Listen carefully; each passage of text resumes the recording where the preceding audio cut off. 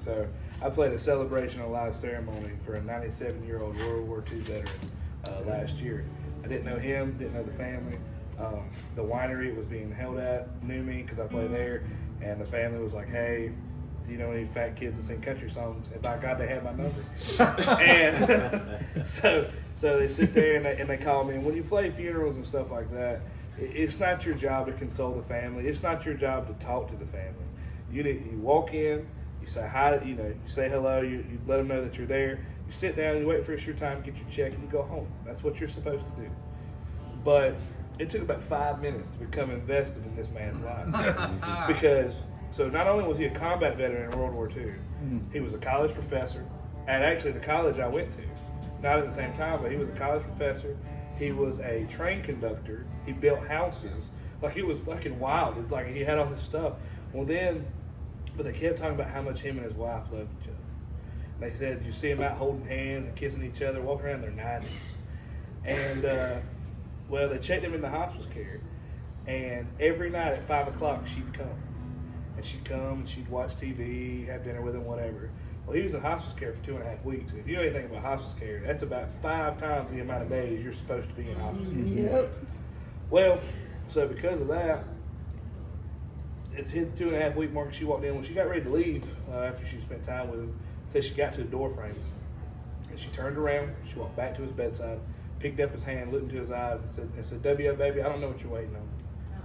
She said, "But if you're waiting on somebody to tell you that I'm going to be okay and it's all right for you to go," she said, "It's okay." She said, it's time.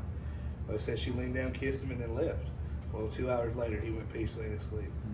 And I mean, here you had this wealthy man who, God knows the amount of pension he was getting from multiple jobs and things like that, huge family. The only thing he cared about was her. And I was moved by that. So I jotted down a line on my phone, and it became the first line of this song. So this song's called When We're Old.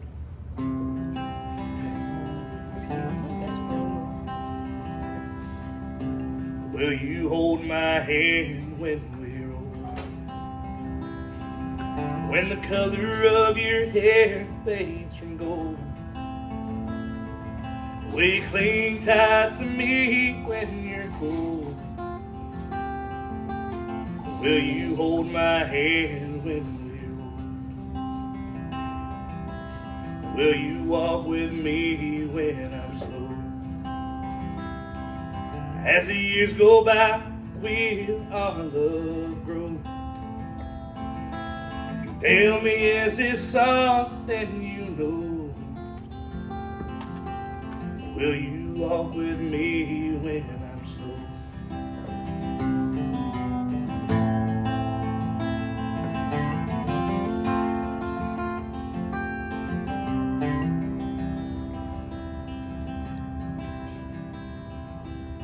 I knew when I saw you in that dress, you won my heart without contest. Time will put our love to the test. I knew when I saw you in that dress. Will you dance with me when the lights go down? When the band is done, we don't hear a sound. When the bar's closed and no one is around. Will you dance with me when the lights go down? So, if you listen to the record or if you listen to it on YouTube or whatever, it's kind of where the song stops, to be honest with you. It has like one little part that I'll sing at the end, but when I was writing this song, I didn't want the song to make the family, or remind the family, I guess, of their father's passing, or their grandfather's passing.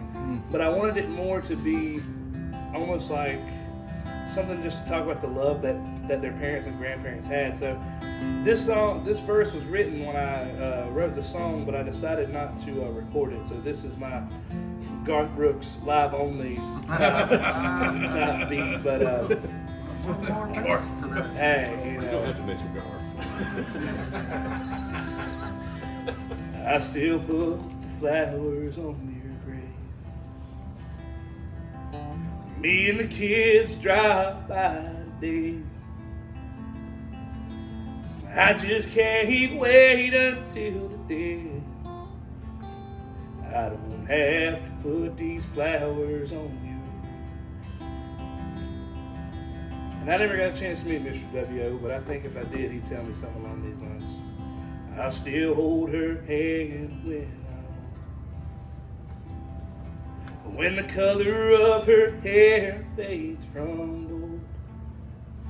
And I'll cling tight to her when she's cold. I'll still hold her hand when I'm Thank you.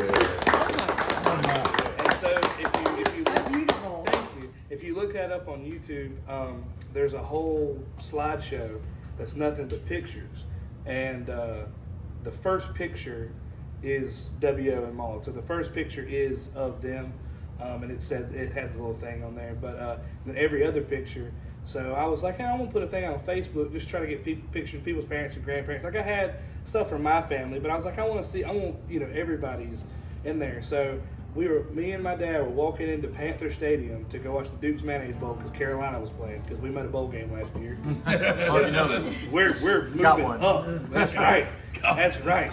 And, we're not like Alabama. We don't just get a bowl game. You gotta earn that shit. You gotta earn that shit. And so non-conference wins in there. Exactly. And so I was like, hey, if anybody's got pictures of their parents or grandparents together, just put them in the comments. Well, we walked out of the game and I had 400 pictures of people, and we got pictures from 1896 all the way back to the early 90s. 1896. And I got them in there. And I had a buddy. He goes, I will pay you to put my parents in there. He said, are they in there? I said, I'll be honest with you. I said, I ain't got a clue. I said, there might be some couples in here 4 times. I said, I don't know. I just showed a picture you look at enough black and white my photos. grandfather on his deathbed just saying. Really? Yeah, I mean, if you look at enough black and white photos for long enough, everybody's mom and dad looks the same. Yeah, a lot of us have dealt with hospice though, and that's they put my granny in it with my it's hard. but she was only in it for 3 days, so it kind of made it a little easier that it wasn't real go. Billy, Being 73, I'm from the Ozark Mountains.